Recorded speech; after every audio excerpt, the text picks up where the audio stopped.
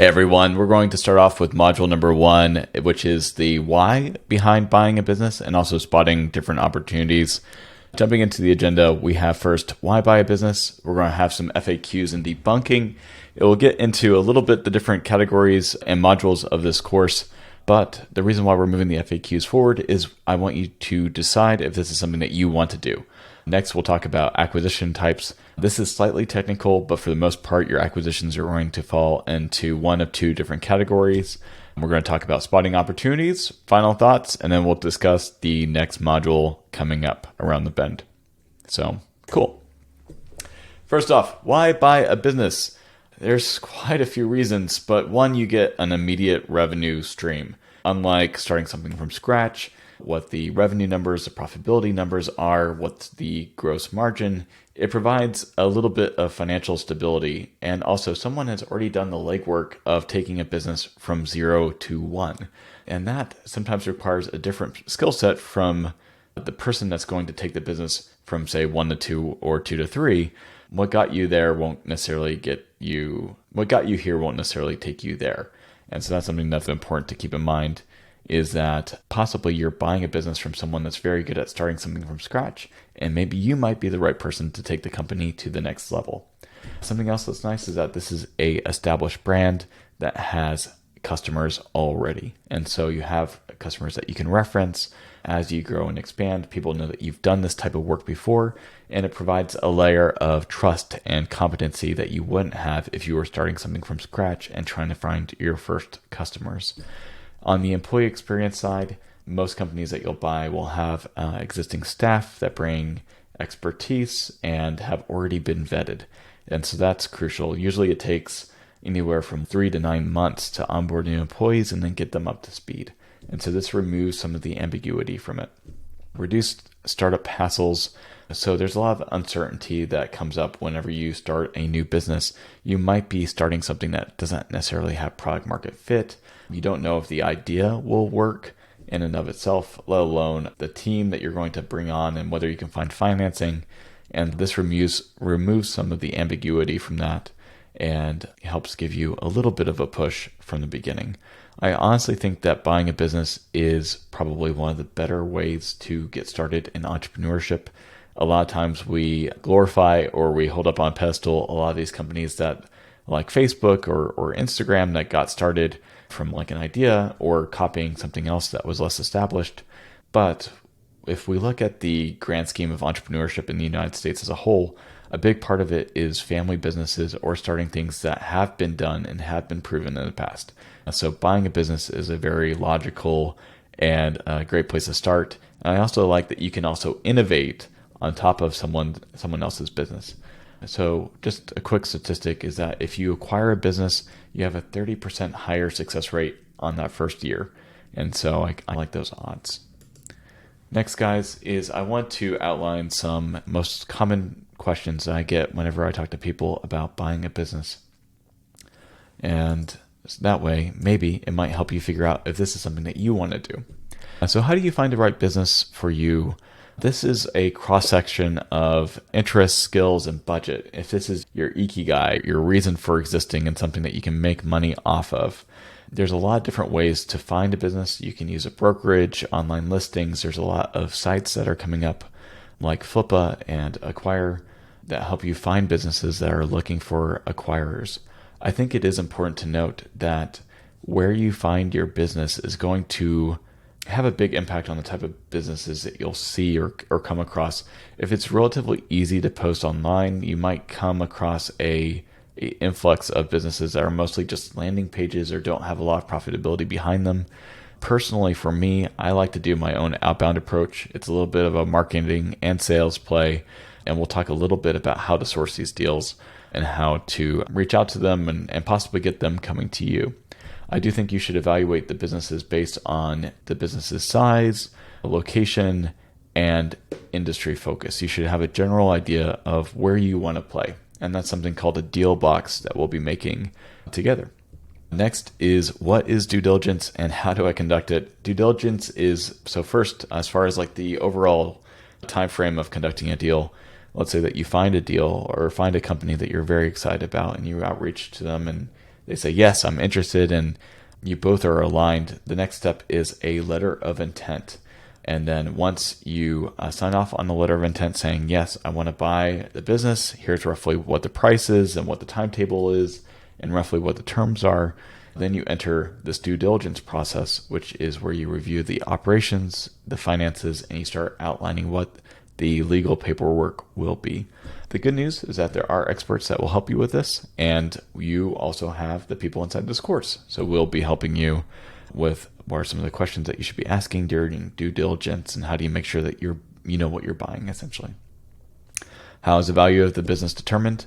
There's a lot of different factors involved here. The main one is usually that it's a multiple or a multiplier on the business's cash flow. And so what you might hear is the term EBITDA, or earnings before interest, tax, and deductions. And so it's important to look at what is that EBITDA number, what is the cash flow that's being generated by that business. And from there, you usually get a multiplier based on industry. So it could be 3x or 5x off EBITDA. And that's something that you want to include inside your deal box. Financial considerations, you look at your revenue streams, your potential areas of growth, operating costs, and then from there, you can get an expected ROI for that deal. Legal considerations, you're going to be looking at vendor contracts. You're going to be looking at whether they're recurring or not. You're going to be making sure that your employees have paperwork. And you're going to be outlining essentially either an interest purchase agreement or an asset purchase agreement to buy this business. There's a lot of different ways to finance the deal. My favorite is seller financing. That's where you work with the seller and say, I'm going to pay you X amount over X time on X terms. A lot of times you might hear this saying, your price, my terms, or my price, your terms. Essentially what that's saying is that you set the price, say it's like $5 million. That's great, but I want my terms. I want to be able to finance this deal through you as the seller on a note. And I want to have these terms buttoned up where I pay X% of profitability over X period of time. And that helps give you a little bit more flexibility. And sometimes flexibility can be just as important, wherever that actual final price is. So you have seller financing where you're working with the seller and you have a note between the buyer and the seller. There's SBA loans. These are loans that are backed by the government and are issued through commercial banks.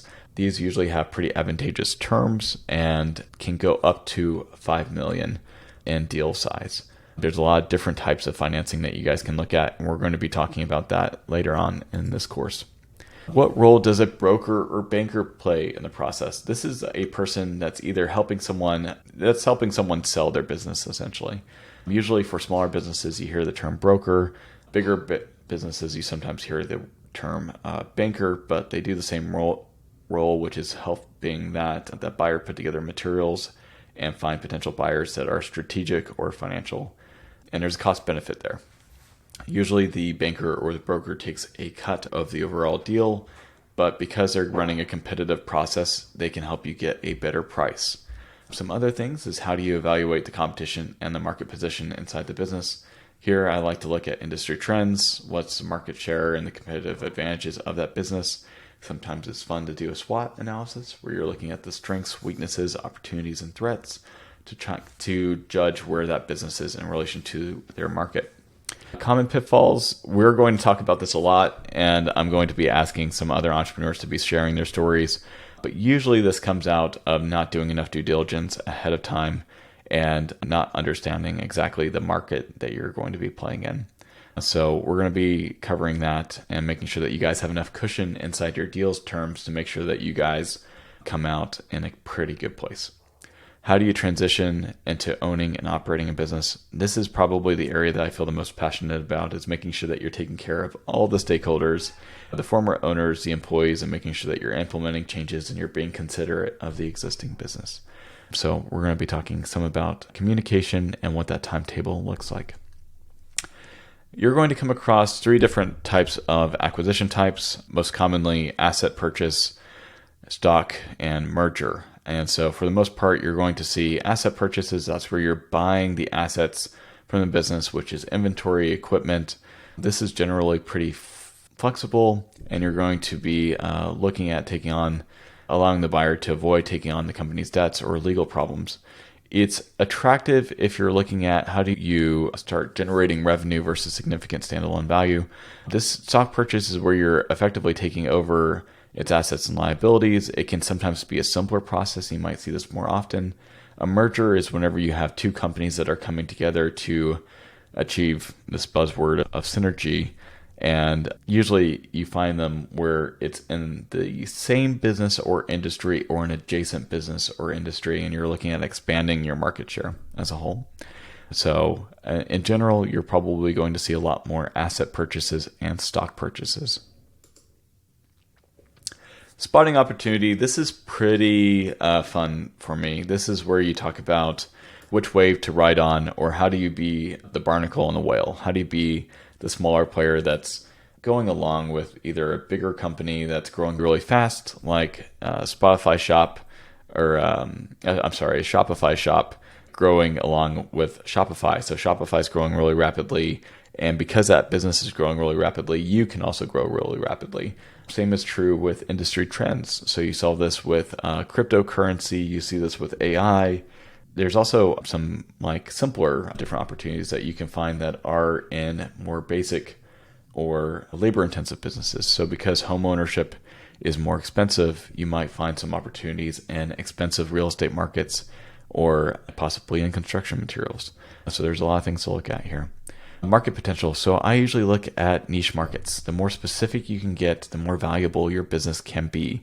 The most common example of this that you might hear is if you make a course, for example, or if you buy a course making company and you were just to do a general sales course, that's not going to be as helpful, and you might be selling that course for, say, $40 or $60 a month.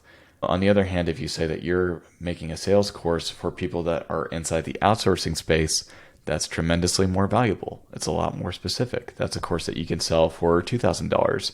If you're saying that you are focusing on outsourced companies that are focused in the Philippines, that's incredibly specific, and you can sell that for a lot more.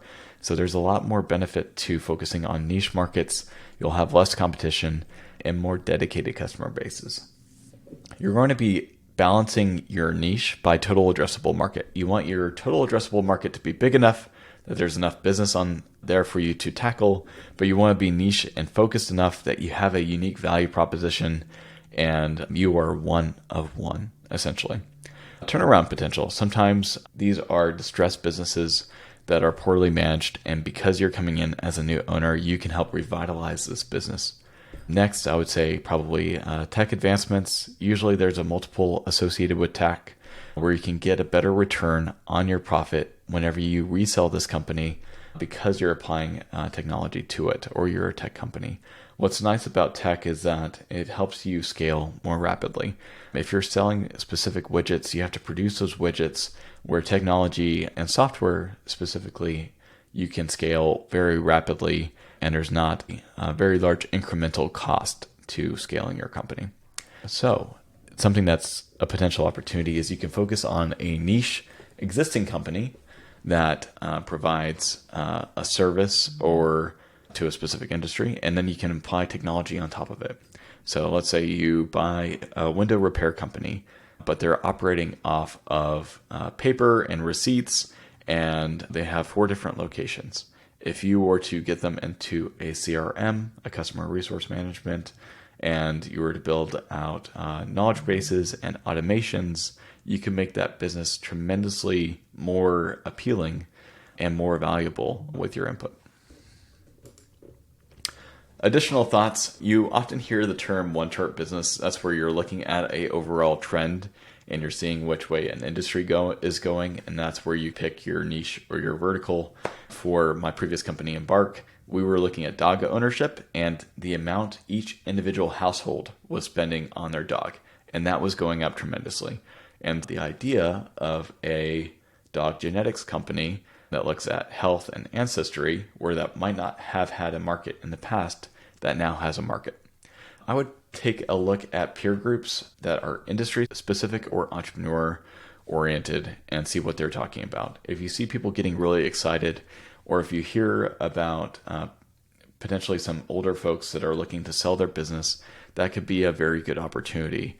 and peer groups is the best way to find it. So that's going to industry conferences, looking at Facebook groups, or joining entrepreneur organizations like EO, or we have one called the Entrepreneur Co-op, YPO, Vistage. There's a lot of them, so take a look.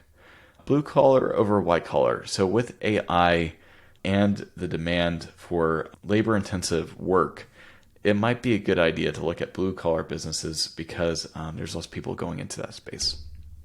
Finally, I would look at building a moat over what you do. That could be what makes it harder for someone to replicate. It could be equipment that you have on hand. It could be industry expertise. It could be that you find this thing interesting and no one else finds it interesting. It could be that it's a unsexy, boring business and you can get in early and you can make something really cool and really exciting. Things change. In the past, outsourcing wasn't a cool space to be in. And we got there relatively early. And then with the pandemic and people looking externally for new talent, outsourcing became a really cool thing. And so something that I thought was cool that no one else thought was cool suddenly became a hipper and cooler thing to get into. So that, and then look at what scales well and what has a good margin. I definitely lean towards companies that have 40+% margin. That gives you a little bit more flexibility to spend more on marketing. If you can get your customer acquisition cost, your CAC, down pretty low in comparison to your customer lifetime value, which is how much your customer spends with you each year, combined multiplied by how many years they're with you, then you have a pretty good business. And that's something that gets me really excited. Final thoughts. So, guys, I really think you should look at your financial assessment. How much money can you spend on buying a business? What type of financial arrangements can you arrange?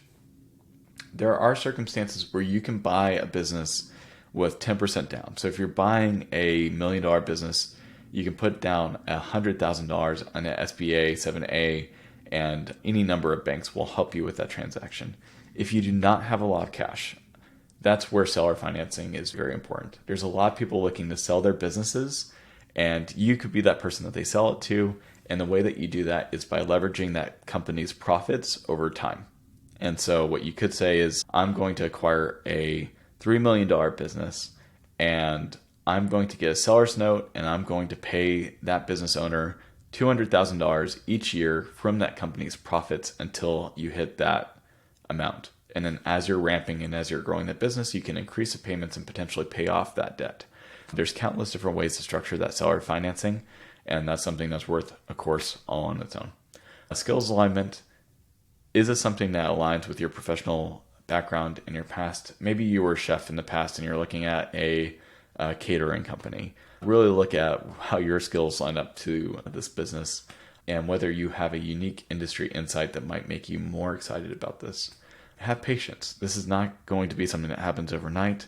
This is going to be a 6 to 12 month process at least, and it's going to take time to do due diligence. So be patient, guys. Yeah, and then really quick, a statistic is 20% of potential business buyers successfully purchase a business. So this is something where, and one of the reasons why we're making this course is that we want you guys to be more successful and we want to help you guys with deal flow. So final thoughts.